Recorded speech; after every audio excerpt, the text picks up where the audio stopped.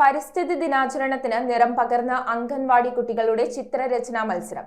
EDRAC Kochi മേഖല വനിതാ കമ്മിറ്റിയുടെ നേതൃത്വത്തിൽ സംഘടിപ്പിച്ച മത്സരത്തിൽ 30 അംഗനവാടികളിലെ കുട്ടികൾ പങ്കാളികളായി. ചിത്രങ്ങളിലൂടെ പ്രകൃതി സ്നേഹവും വൃക്ഷത്തൈ നടലിലൂടെ പരിസ്ഥിതി സംരക്ഷണ സന്ദേശവും ഉയർത്തിയ ചടങ്ങ് ശ്രദ്ധേയമായി.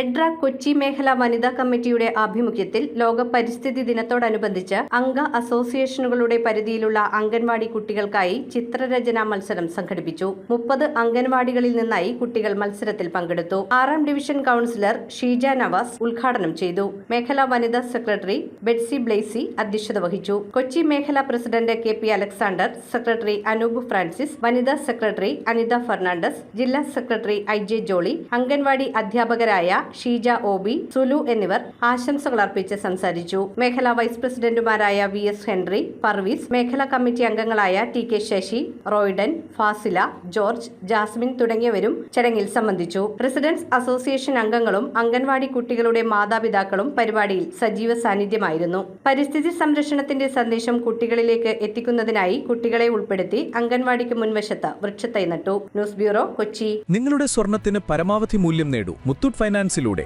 ഇപ്പോൾ നിങ്ങൾക്ക് ലഭിക്കുന്നു സ്വർണ്ണവിലയുടെ 85% വരെ loan. Muthoot finance gold loan. ഇന്ന് തന്നെ നിങ്ങളുടെ തൊട്ടടുത്ത മുത്തൂറ്റ് ഫൈനാൻസ് ബ്രാഞ്ച് സന്ദർശിക്കൂ.